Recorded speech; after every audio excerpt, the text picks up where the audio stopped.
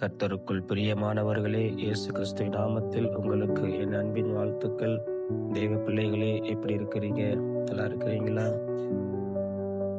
ரொம்ப கால் வலிகளோட வேதனையோட இருக்கிறீங்களா? இன்னைக்கு ஆண்டவர் உங்களை பார்த்து சில காரியங்களை குறித்து பேசுகிறார். உங்க குடும்பங்கள்ல யாருக்கோ ஒருத்தருக்கு முழங்கால்ல ரொம்ப வலி வேதனையோடு இருக்கிறீங்க. இன்னைக்கு உங்க முழங்கால்ல ரொம்ப வலி இருக்குது, வேதனை இருக்குது, அது சுகமாக மாட்டேங்குது. நிறைய மருத்துவர்கள்கிட்ட போய் பார்த்துட்டீங்க. இன்னைக்கு மருத்துவர்கள்கிட்ட போகும்போது முழங்கால் தேஞ்சிருச்சு, அதுல கிரீஸ் இல்லை, முழங்கால் நீங்க மாத்தி தான் ஆகணும், ஆப்ரேஷன் பண்ணி தான் ஆகணும் அப்படின்னு அநேக மருத்துவர்கள் இன்னைக்கு அப்படி சொல்றாங்க. அப்படிங்கிற நிறைய குடும்பங்கள்ல இந்த முழங்கால்ல ரொம்ப வலி வேதனையோட நடுக்கத்தோட கூட நீங்க இருக்கிறத குறிச்சு ஆண்டவர் இன்னைக்கு பேசுகிறார்.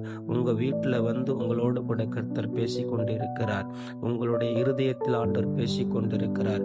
நீங்க இந்த முழங்கால்ல எனக்கு சுகம் கிடைக்காதா, இந்த முழங்கால்ல ஒரு அற்புதம் நடக்காதா அப்படின்னு சொல்லி இருந்த உங்களை பார்த்துதான் கர்த்தர் இன்னைக்கு பேசும்படி வந்திருக்கிறார். அதனால் ஆண்டவர் இன்னைக்கு உங்க உள்ளத்துல தான் பேசுறாரு. இதை கேட்டுக்கொண்டிருக்கிற சகோதரனே, சகோதரியே, உன்னுடைய முழங்கால இன்னைக்கு ஒரு அற்புத சுகத்தை இயேசு தரப்போறாரு. மருத்துவத்தால முடியாதது இன்னைக்கு இயேசு செய்ய போறாரு. அதனால தான் இயேசு இன்னைக்கு பார்த்துட்டு, இப்படி வேதனைகளுக்கு மத்தியில என் பிள்ளைங்க இருக்கிறாங்க, இவர்களுக்கு ஒரு அற்புத சுகம் தேவையா இருக்கிறது அப்படின்னு சொல்லிதான் கர்த்தர் இன்றைக்கு உங்களோடு கூட பேசி கொண்டிருக்கிறார். உங்க வேதனை அறிஞ்ச தேவன் உங்களோடு கூட பேசி கொண்டிருக்கிறார். இன்னைக்கு உங்களுக்கு முழங்கால்கள் ஒரு அற்புத சுகத்தை இயேசு தராரு. விசுவாசிக்கிறீங்களா? எப்படிங்க நடக்கும்? டாக்டர் எல்லாம் முடியாதுன்ட்டாங்க. நாங்க எத்தனை ஆஸ்பத்திரி போய் பார்த்துட்டோம், எவ்வளவோ ஸ்பெஷலிஸ்ட் எல்லாம் நாங்க போய் பார்த்துட்டோம், எல்லாரும் ஆப்ரேஷன் பண்ணி தான் மாத்தி ஆகணும் அப்படிங்கிறாங்க. இதெல்லாம் எப்படிங்க முடியும் அப்படின்னு சொல்லி நினைக்கிறீங்களா? நீங்க விசுவாசிங்க, சந்தேகப்படாதீங்க.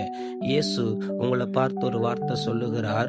வேதத்தில் இருந்து தானியேல் புஸ்தகத்துல 10ஆம் அதிகாரத்துல 11வது வசனத்துல ஒரு வேதத்துல இப்படி தேவ மனுஷனுக்கு தேவ தூதனிடத்திலிருந்து ஒரு வார்த்தை வந்திருக்கிறது.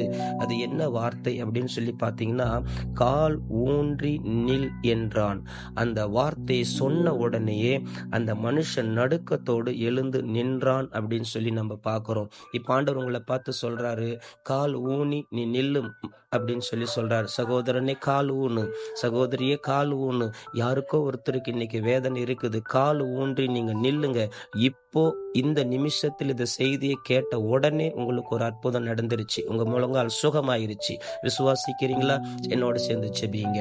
கர்த்தருக்குள் ஆவியானவரே, இந்த நாளிலும் கூட இதை கேட்டுக்கொண்டிருக்கிற உம்முடைய பிள்ளைகளுக்கு நல்ல சுகத்தையும் நல்ல பலத்தையும் ஆவியானோர் இந்த செய்தியை கேட்ட உடனே நீர் சுகத்தை கட்டளை கொடுத்ததற்காய் உம்மை ஸ்தோத்தரிக்கிறேன்.